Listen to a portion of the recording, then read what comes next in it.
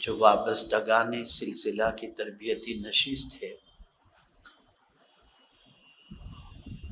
اس میں اللہ عز و جل آپ کی ہماری سب کی شرکت کو قبول فرمائے، اور جو کچھ بھی معروضات پیش کرنے کی میں سعادت حاصل کروں، اس پر اللہ مجھے آپ کو سب کو عمل کی توفیق عطا فرمائے۔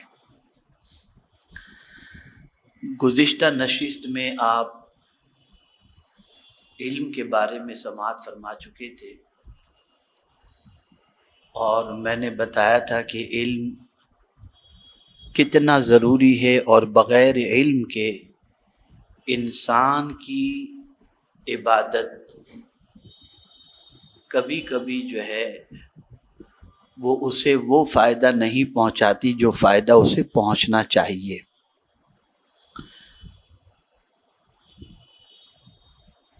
آج میں نے سوچا تھا کہ اسی سلسلے کلام کو آگے بڑھاؤں، لیکن ایک آیت کریمہ کا لب لباب اور اس کا فائدہ نظروں سے گزرا، تو میں نے سوچا کہ اس وقت اسی کے حوالے سے کچھ باتیں آپ کی سماعتوں کے حوالے کروں۔ بہت ساری چیزیں ایسی ہیں جس کو اختیار کرنے سے انسان کا محبوب بن جاتا ہے، اور اس وقت اگر ہم پوری دنیا کے انسانوں کی زندگی کا جائزہ لیں تو الا ماشاء اللہ ہر کوئی یہ چاہتا ہوا دکھائی دیتا ہے کہ میں فلاں کی نظر میں محبوب بن جاؤں، فلاں کی نظر میں اچھا بن جاؤں۔ ہم سب کی نظر کبھی اس چیز کی طرف نہیں ہوتی کہ ہم کیا کام کریں جس سے اللہ کے محبوب بن جائیں اور اللہ ہم سے محبت کرے، چونکہ اللہ والوں کی نظر ہمیشہ اس چیز پر رہتی کہ اللہ کن لوگوں سے محبت نہیں کرتا، تو جب وہ یہ چیز پڑھ لیتے کہ ان افعال کے مرتکب لوگوں سے اللہ محبت نہیں کرتا، تو وہ ان ساری چیزوں سے نفرت کرتے، اور جب وہ یہ پڑھ لیتے کہ اللہ ان اعمال کے پیکر سے محبت کرتا ہے تو اس اعمال کو اپنانے کی وہ کوشش کرتے۔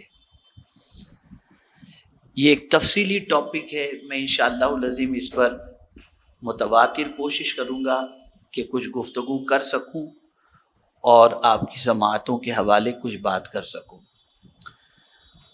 آج ایک آیت کی تلاوت کا میں نے شرف حاصل کیا، 2 آیتیں میں نے تلاوت کی، لیکن پہلی والی آیت پر پھر کبھی میں عرض کروں گا، لیکن دوسری آیت پر آج میں کچھ گفتگو کرنے کی انشاءاللہ سعادت حاصل کروں گا۔ اللہ فرماتا ہے ان اللہ یحب التوابین ویحب المتطہرین، بے شک اللہ توبہ کرنے والے اور پاک رہنے والوں سے محبت فرماتا ہے۔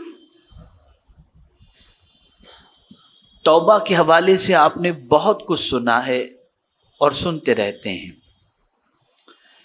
لیکن آج بہت سارے گناہوں سے بچنے اور ساتھ ہی ساتھ بہت سارے بڑے مرتبے کو پانے کے لیے طہارت کی کیا اہمیت ہے، اس کو میں آپ کے سامنے پیش کرنے کی سعادت حاصل کروں گا انشاءاللہ۔ طہارت، پاکیزگی،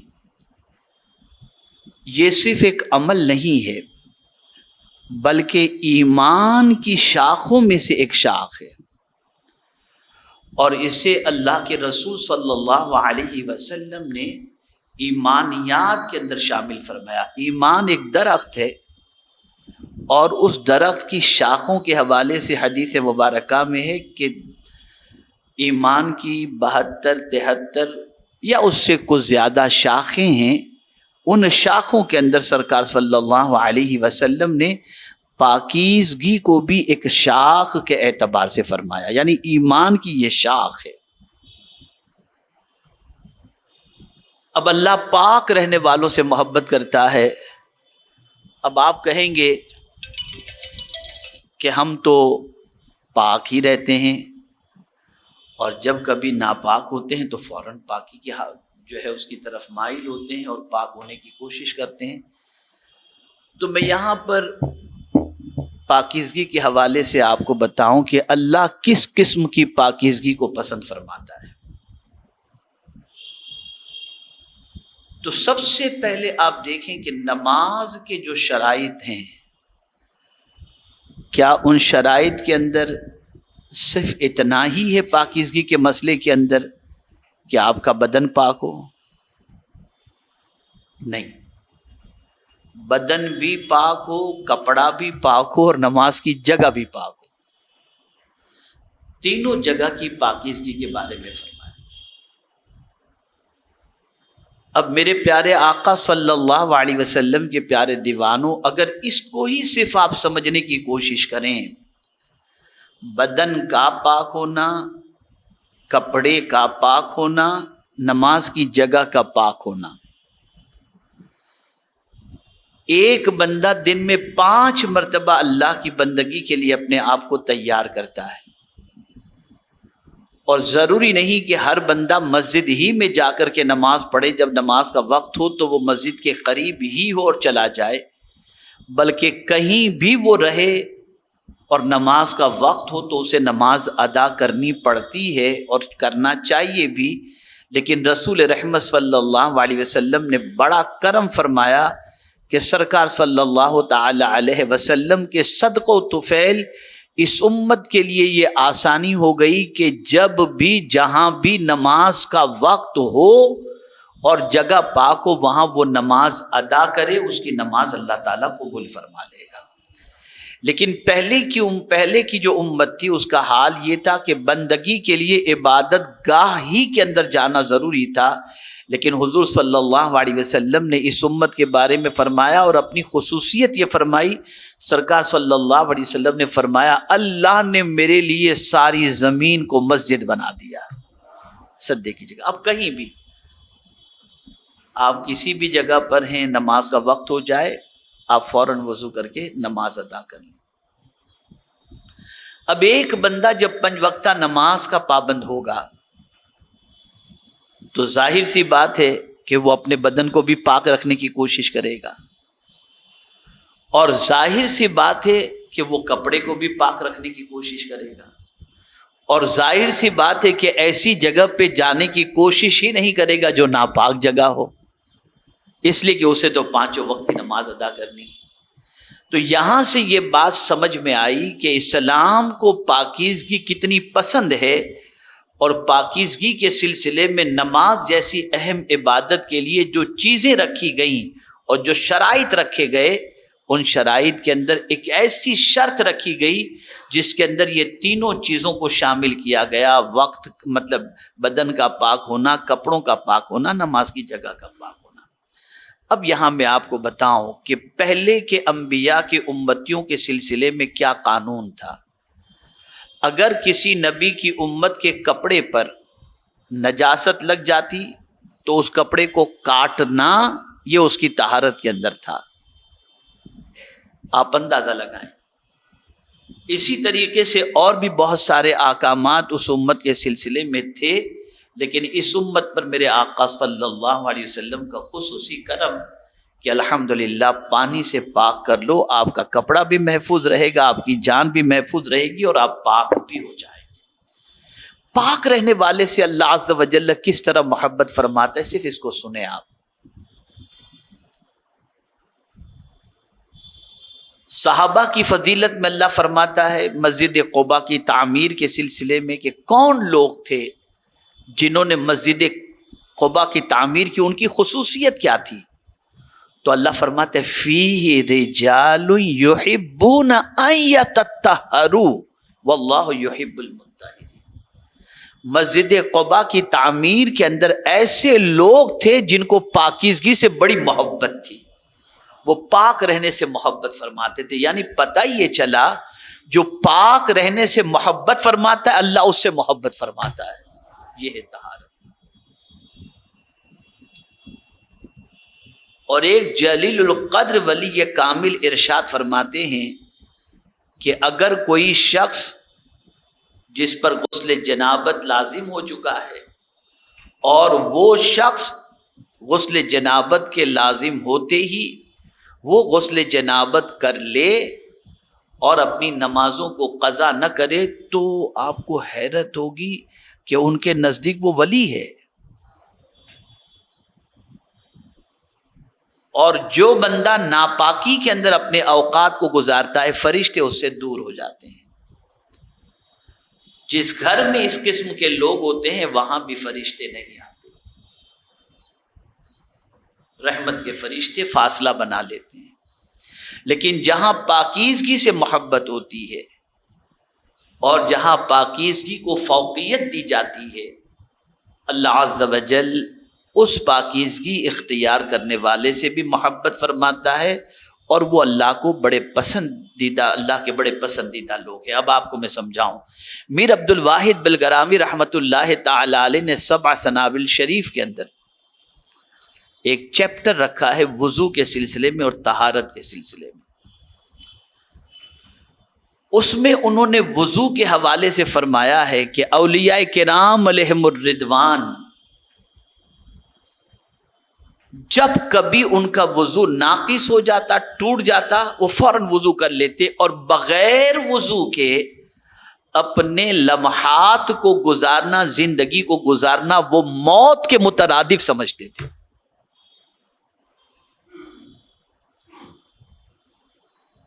اور آقائے کریم صلی اللہ علیہ وسلم نے فرمایا الوضوء علی الوضوء نور علی نور، وضو پر وضو کرنا یہ نور علی نور ہے. مثال کے طور پر ہم نے فجر کی نماز ادا کی، اس کے بعد کا ایک لمبا وقت ظہر تک کسی کا وضو رہے کسی کا نہ رہے، ظہر کی نماز ادا کی، پھر اس کے بعد عصر تک کا وقت ہے وہ بھی تھوڑا لمبا ہے. لیکن بہت سارے ایسے حضرات بھی ہیں ان پر کوئی اعتراض کی گنجائش نہیں ہے بلکہ قابل مبارکباد ہیں وہ لوگ کہ جو عصر کے وضو سے عشاء کی نماز ادا کرتے ہیں. کچھ لوگ ہیں جو ظہر کے وضو سے عصر عشاء کی نماز ادا کرتے ہیں، اس وقت تک ان کا وضو سلامت رہتا ہے، بہت اچھی بات ہے. لیکن فضیلت کے باب میں یہ ہے کہ جب کبھی وہ نماز کا وقت آئے تو از سرے 9 وضو کر لو. یہ وضو پر وضو کرنا سرکار فرماتے یہ نور علی نور ہے. اب آپ دیکھیں آقائے کریم صلی اللہ علیہ وسلم کی بارگاہ میں ایک صحابی حاضر آئے، ضعیف تھے، ایک دم ناتواں. ان کے اندر اتنی طاقت نہ تھی کہ میدان جنگ میں جا کر کے وہ اپنی جان آفری کے سپرد کر دیں. آقا کریم صلی اللہ علیہ وسلم سے عرض کرتے ہیں یا رسول اللہ صلی اللہ تعالی علیہ وسلم میرے لیے دعا فرمائیں کہ اللہ مجھے شہادت کا مرتبہ عطا فرمائے. اب میرے آقا صلی اللہ علیہ وسلم کی شان تو یہ ہے کہ کسی کو وہ نہ تو کہتے نہیں تھے اور جھولیاں سب کی بھرتے. اب مانگنے والے نے ایسی بات مانگی تھی کہ شہادت کا مرتبہ نصیب ہو. اس مانگنے والے کے سوال پر میں قربان کے مانگا انہوں نے تھا، کام سب کا ہو گیا. آقا کریم صلی اللہ علیہ وسلم نے دیکھا کہ ان میں اتنی طاقت تو ہے نہیں کہ میدان جنگ میں جا کر کے وہ لڑ سکیں اور جان قربان کر سکیں. تو آقا کریم صلی اللہ علیہ وسلم نے ارشاد فرمایا کہ رات کو جب تم سویا کرو تو وضو کر کے سویا کرو، وضو کر کے سویا کرو. ایک رات وہ وضو کر کے سوئے اور سوتے ہی رہ گئے، روح پرواز ہو گئی. صبح ہوئی، صحابہ کرام علیہم الرضوان نے آقا کریم صلی اللہ علیہ وسلم سے ان کے انتقال کے بارے میں بتایا کہ سب فلاں کا وصال ہو گیا. سرکار صلی اللہ علیہ وسلم نے فرمایا اب دیکھیے کام سب کا ہو گیا. سوال ان کا تھا، کام ہم سب کا ہو گیا. آقا کریم صلی اللہ علیہ وسلم فرماتے جو وضو کی حالت میں مرا اللہ اسے شہادت کا مرتبہ عطا فرماتا، اللہ اسے شہادت کا مرتبہ.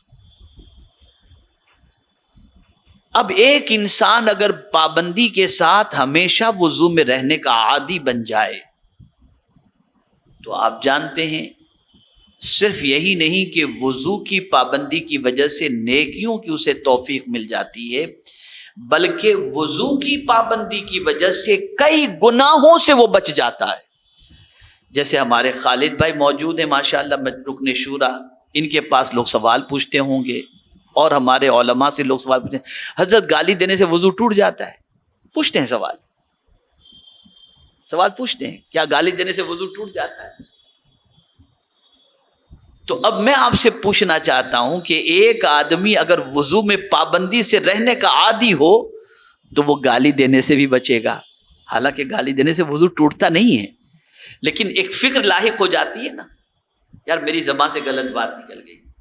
تو وضو میں رہنے والا بقول رسول اعظم صلی اللہ علیہ وسلم کے وضو ایک جو ہے وہ اس قسم کا اس کے لیے ہتھیار ہے کہ جس سے وہ گناہوں سے بچ جاتا ہے، اور وہ ڈھال ہے، وضو ڈھال ہے جو اس کو گناہوں سے بچا لیتی ہے۔ آپ وضو سے ہوں گے، مثال کے طور پر آپ کا وضو ہے تو آپ فوراً کچھ نہ کچھ پڑھنا شروع کر دیں گے، درود شریف پڑھیں گے، ذکر و اذکار کریں گے کہ یار چلو وضو سے تھوڑا سا کچھ پڑھ لیں۔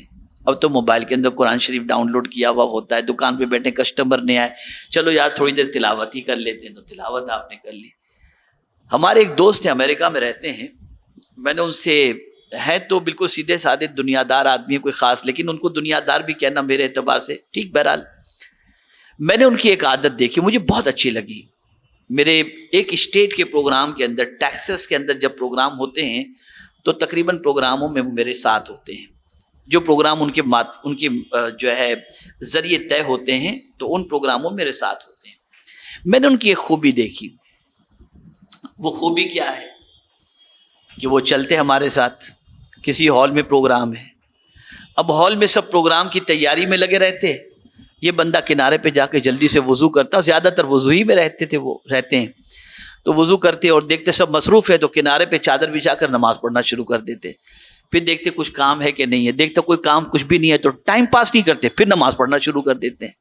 تو ان کی عادت ایسی ہے کہ وہ وقت ضائع نہیں کرتے، زیادہ تر وقت دیکھے کوئی کام نہیں ہے تو مصلی بچھائے شروع ہو گئے، پروگرام ختم ہوا، کھانا بٹ رہا ہے، ان کو لگا کہ اب میری ضرورت نہیں ہے تو کنارے میں مصلی بچھا، مسجد میں گئے کچھ کام نہیں ہے، فوراً مصلی بچھا کر شروع ہو گئے۔ تو مجھے ان کی زندگی ایک دم بالکل کاروباری آدمی، لیکن اس کا نماز سے یہ لگاؤ دیکھ کر مجھے اتنی مسرت ہوئی کہ اس بندے کو نماز سے کتنی محبت ہے۔ تو اب وہ نماز پڑھے گا کیسے؟ جیسے مثال کے طور پر میں آپ کو بتاؤں کہ آپ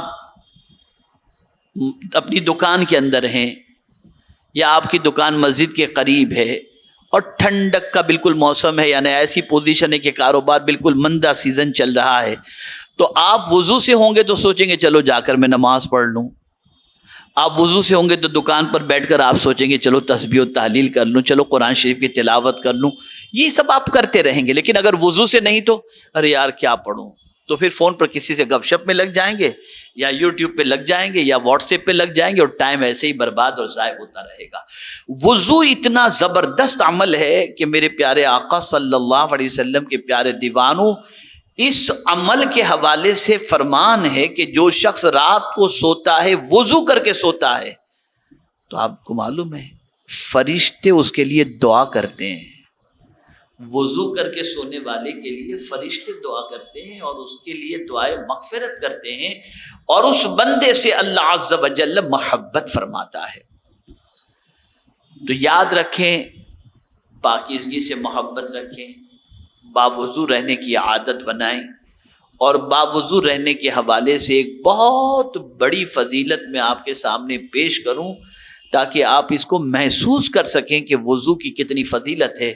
آقا کریم صلی اللہ علیہ وسلم نے صحابہ کرام علیہم الرضوان سے ارشاد فرمایا، کل بروز قیامت میں اپنے امتیوں کو پہچان لوں گا۔ تو صحابہ نے عرض کیا، یا رسول اللہ صلی اللہ تعالی علیہ وسلم، اتنے بڑے جم غفیر میں جہاں انسانوں کا ایک سیلاب ہوگا، اس میں آپ اپنے امتیوں کو کیسے پہچانیں گے؟ اب سرکار کیا مثال دیتے ہیں، ارشاد فرماتے ہیں، یہ بتائیے کہ کچھ کالے گھوڑوں کے اندر کچھ سفید گھوڑے ہوں تو کیا ان کو پہچاننا مشکل ہوگا؟ صحابہ نے کہا نہیں حضور، پہچاننا کوئی مشکل نہیں ہوگا۔ تو آقا کریم صلی اللہ علیہ وسلم نے فرمایا، قیامت کے دن میرے امتیوں کے بدن کے اعضاء کی چمک سے میں پہچان لوں گا کہ یہ میرے امتی ہیں۔ اور سرکار صلی اللہ علیہ وسلم نے فرمایا وہ اعضاء کیوں چمک رہے ہوں گے؟ تو سرکار صلی اللہ علیہ وسلم نے فرمایا اعضائے وضو، جن عضو کو وضو کے لیے بندہ دھوتا ہے وہ قیامت میں چمک رہے ہوں گے، اس چمک سے میں پہچان لوں گا کہ یہ میرا امتی ہے۔ اب میں یہاں ایک سوال پوچھتا ہوں، بہت اچھی طرح سے سنیے گا، آپ بہت اچھی طرح سے سنیے گا۔ وضو کرنے والے نے زمین پر وضو کیا، توجہ چاہوں گا، وضو کرنے والے نے زمین پر وضو کیا، ٹھیک ہے نا؟ پھر مرنے کے بعد مٹی کے نیچے اسے دفن کیا گیا، قبر کے اندر اسے دفن کیا گیا، مٹی اس کے اوپر ڈال دی گئی، پتہ نہیں کتنے سال تک وہ مٹی کے اندر رہا، قبر کے اندر رہا، پتہ نہیں، اور پھر پتہ نہیں کتنے سال کے بعد قبر سے اٹھایا جائے گا۔ اچھا پھر کتنے سال جو ہے، ایک دن قیامت کا 50,000 سال کے برابر ہوگا۔ یا اللہ، دھویا تھا کب چہرہ، اتنی مٹی لگی، اتنے سال گزر گئے، پھر بھی اس کے چہرے کے اندر کوئی رنگت خراب نہیں ہو رہی ہے، نہ ہاتھ کالا پڑ رہا ہے، نہ چہرہ کالا پڑ رہا ہے، نہ یہ، بلکہ یہ وضو کی چمک قیامت میں ظاہر ہو رہی ہے۔ تو یا اللہ اس میں اتنا پاور ہے، تو جواب ملے گا جو بھی مصطفیٰ کی سنت ہے اس پر عمل کرو گے تو اللہ تعالیٰ اس کے اندر روشنی عطا فرما دے گا۔ اور وضو ایسی چیز ہے کہ میرے پیارے آقا صلی اللہ تعالی علیہ وسلم کے پیارے دیوانوں، اس کی برکتیں اللہ عز و جل دونوں جہاں میں عطا فرماتے ہیں، دنیا میں بھی اور آخرت میں بھی۔ میرے پیارے آقا صلی اللہ تعالی علیہ وسلم کے پیارے دیوانوں، آپ اچھی طریقے سے اس چیز کو محسوس کریں کہ آج کا دور چہرے کو چمکانے کے سلسلے میں آرٹیفیشل چیزوں کے استعمال کا دور چل رہا ہے، لیکن آپ اولیاء کرام کی زندگی کا جائزہ لیں، انہیں کسی آرٹیفیشل چیز کی ضرورت نہیں پڑتی تھی، وہ وضو سے ہمیشہ رہتے اور اللہ تعالیٰ ان کے چہرے کو ہمیشہ بارونق رکھا کرتا کہ ان کے چہرے کو دیکھ کر کے اللہ یاد آ جایا کرتا۔ میرے پیارے آقا صلی اللہ علیہ وسلم کے پیارے دیوانوں، اسی طریقے سے یہ بھی ہمیشہ یہ ذہن کے اندر رکھیں کہ آج کے بعد جب وضو ٹوٹے اور آپ کے پاس وضو کرنے کے لیے پورا انتظام موجود ہو تو کوشش کریں تھوڑی سی تکلیف اٹھا کر وضو کر لیں، اور خاص طور پر رات کو سونے سے پہلے باوضو سونے کی عادت رکھیں کہ اس میں روح نکال لی جاتی ہے اور پروردگار جل جلالہ اس روح کو عالم بالا کی سیر بھی کراتا ہے، اور فرشتے اس باوضو سونے والے پر رحمتوں کی دعائیں اور پروردگار جل جلالہ کی بارگاہ میں مغفرت کی دعائیں بھی کرتے ہیں۔ یہ بات بھی اچھی طریقے سے یاد رکھیں کہ جس جگہ پر آپ رہتے ہوں اسے بھی پاک رکھیں۔ میں سرکار صلی اللہ علیہ وسلم کے دولت قدے کے حوالے سے بتاؤں، آقا کریم صلی اللہ علیہ وسلم کا حجرہ مبارک، اس حجرے کی عظمت، بلکہ حجرہ ہی نہیں حجرات، قربان جائیے میرے رب کی عظمت پر اور اس کی عطا سے مصطفیٰ پیارے صلی اللہ علیہ وسلم کی عظمت پر کہ سرکار کے جتنے حجرے مبارک تھے ان سارے حجروں کے حوالے سے ایک پروردگار نے سورت ہی نازل فرما دی جس کا نام ہی رکھ دیا حجرات۔ حجرات، قربان جائیے آپ۔ اب حضور صلی اللہ علیہ وسلم کے دولت قدے کو آپ دیکھیں تو بظاہر وہ گھر بہت چھوٹا تھا، لیکن محدثین اور سیرت نگار فرماتے ہیں کہ سرکار صلی اللہ علیہ وسلم کا حجرہ اتنا صاف و شفاف رہا کرتا کہ وہاں کبھی بھی آنے والا کوئی کچرا وہاں محسوس نہیں کر پاتا تھا، خوشبو سے ہمیشہ معطر رہتا۔ اگر کوئی یہ تصور کرتا ہو کہ آقا کریم صلی اللہ علیہ وسلم کے جسم اقدس کی خوشبو کی وجہ سے خوشبو کی جو ہے حجرہ معطر رہتا، اس میں کوئی شک کی گنجائش نہیں، لیکن حضور صلی اللہ علیہ وسلم خارجی خوشبو کا بھی اہتمام فرماتے تھے تاکہ گھر کے اندر معطر گھر نظر آئے، اس لیے کہ امت کے پسینے میں اتنی خوشبو تو ہو نہیں سکتی، امت کے پاس ایسا خوشبو والا جسم ہو نہیں سکتا جیسا مصطفیٰ جان رحمت صلی اللہ علیہ وسلم کے پاس تھا۔ کوئی تقابل کی بات نہیں ہے، ایک مثال کے طور پر عرض کر رہا ہوں۔ تو حضور صلی اللہ تعالی علیہ وسلم اپنے گھروں کو بھی معطر رکھتے، اور یہ بات یاد رکھنا، خوشبو سرکار صلی اللہ علیہ وسلم کو اتنی پسند اور پاکیزگی حضور صلی اللہ علیہ وسلم کو اتنی پسند کہ سرکار صلی اللہ علیہ وسلم خوشبو کے حوالے سے فرماتے ہیں کہ اللہ نے خوشبو کی محبت میرے دل میں پیدا فرما دی ہے۔ اب آپ دیکھیں، مسجد حرام کے حوالے سے بھی فرمایا گیا کہ وہ مسجد حرام جہاں پر لوگ آ کر کے اللہ کے گھر کا طواف کرتے ہیں، فرمایا گیا اسے پاک رکھو، مسجد کو بھی پاک رکھو۔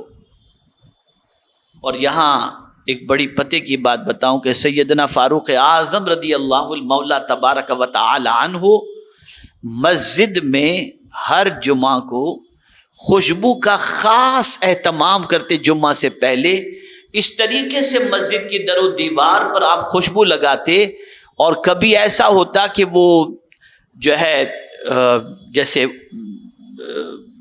لکڑیاں جلائی جاتی ہیں اور خوشبو نکلتی ہے عود وغیرہ کے، تو اس قسم کا اہتمام کرتے جس سے مسجد میں خوب خوشبو آئے اور لوگ مسجد کے اندر آئیں تو ان کا دل اللہ کی عبادت کے اندر لگے۔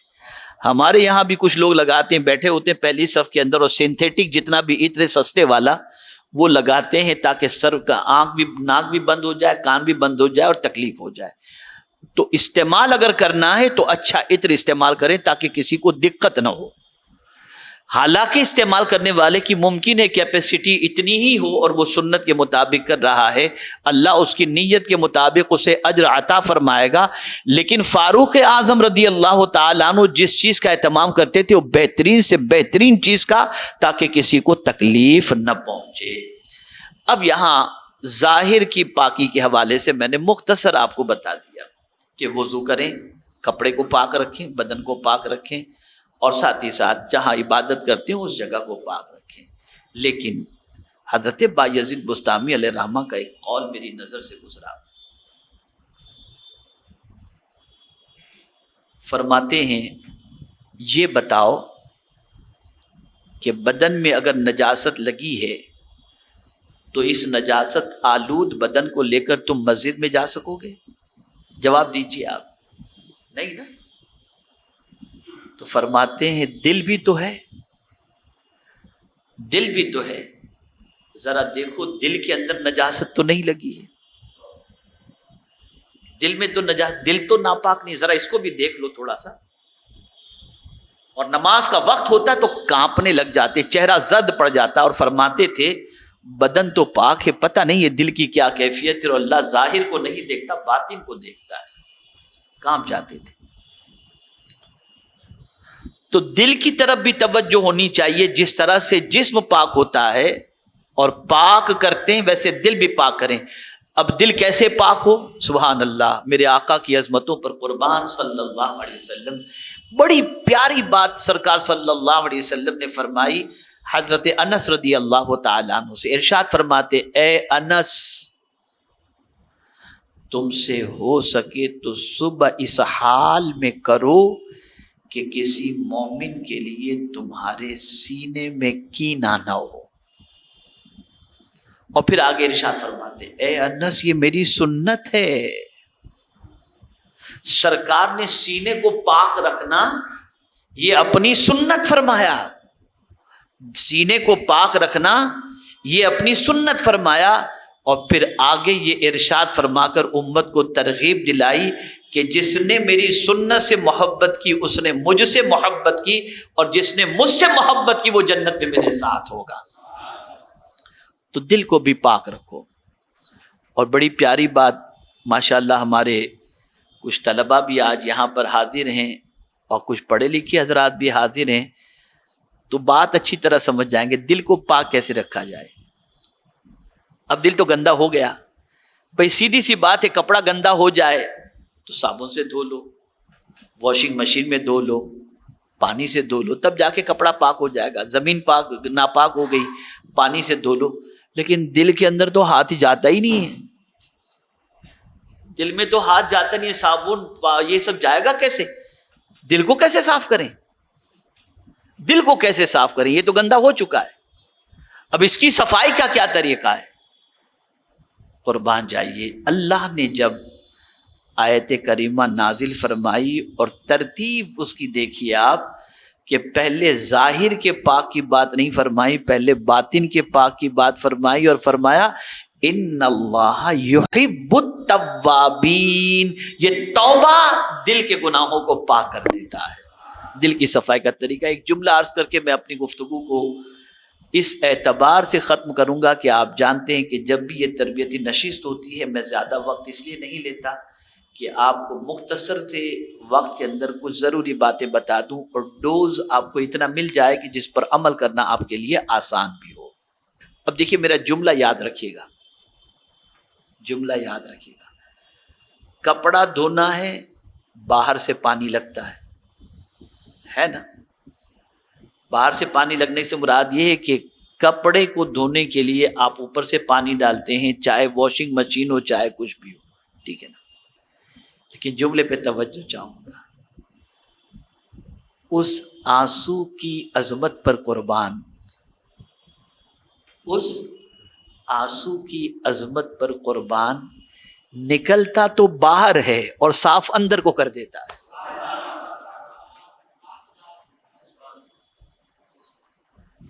نکلتا تو باہر ہے اور صاف اندر کو کر دیتا ہے۔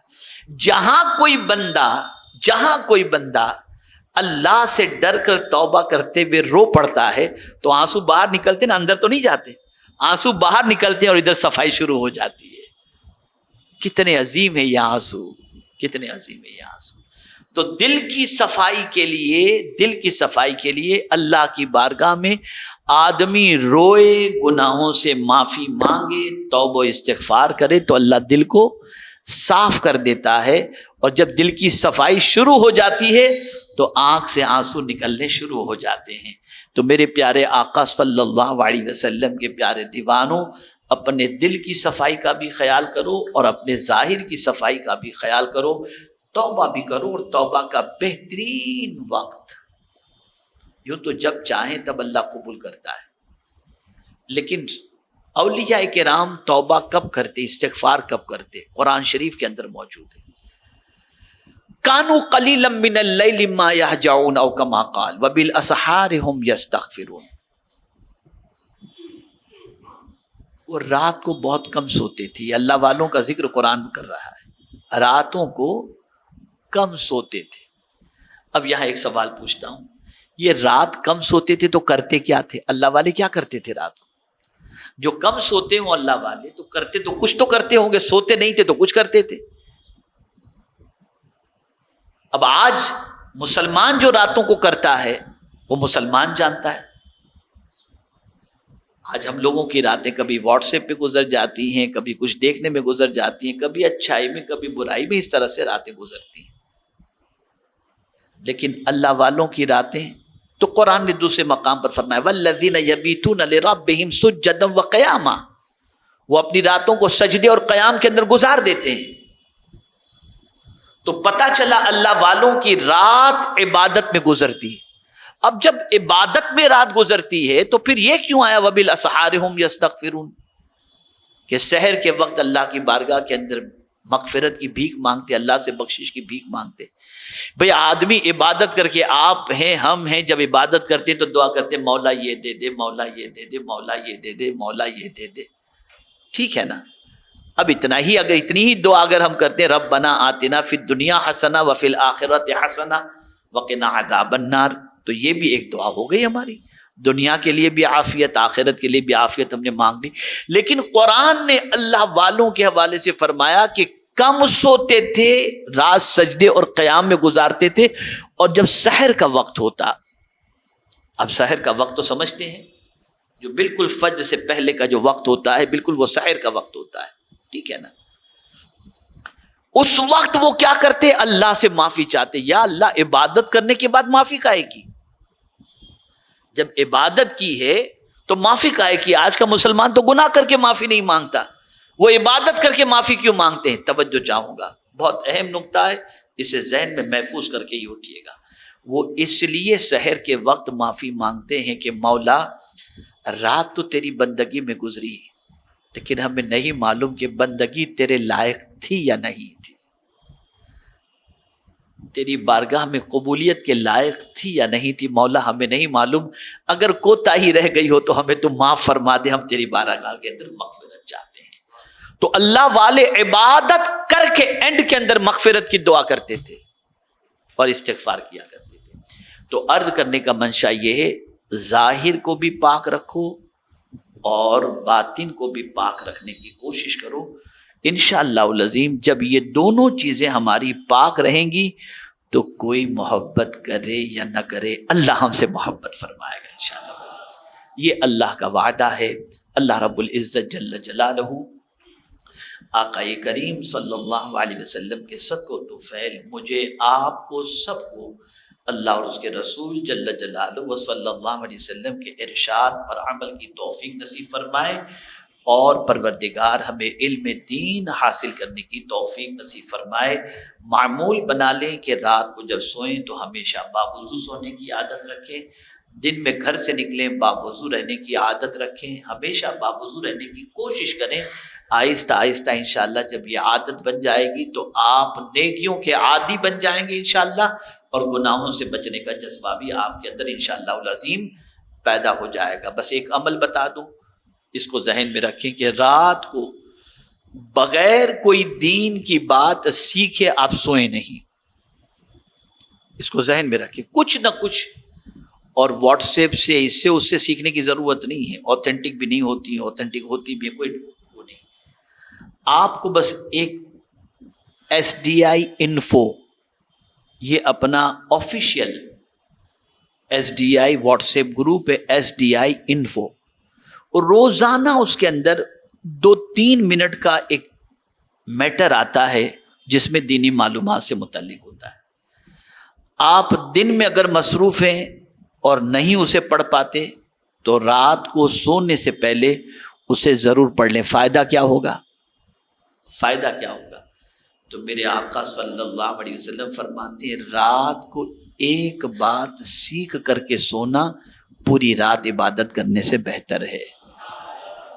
تو آپ روزانہ رات کو، دن میں، اور اللہ توفیق دے تو مزید آپ اپنے آپ کو علمی اعتبار سے اسٹرانگ کریں، مضبوط کریں، علم دین سے قریب ہوں، اور اپنی جو بھی علمی اور عملی خامیاں ہیں اسے دور کرنے کی کوشش کریں، اور اپنے آپ کو پرفیکٹ اور بہتر بنانے کی کوشش کریں۔ انشاءاللہ العظیم رب قدیر جل جلالہ علم و عمل کی لازوال دولت سے مالا مال آپ کو، ہمیں سب کو فرمائے، اور ہمیں قرآن و حدیث پر عمل کی توفیق نصیب فرمائے۔ وما علینا الا البلاغ المبین۔ السلام علیکم ورحمۃ اللہ وبرکاتہ۔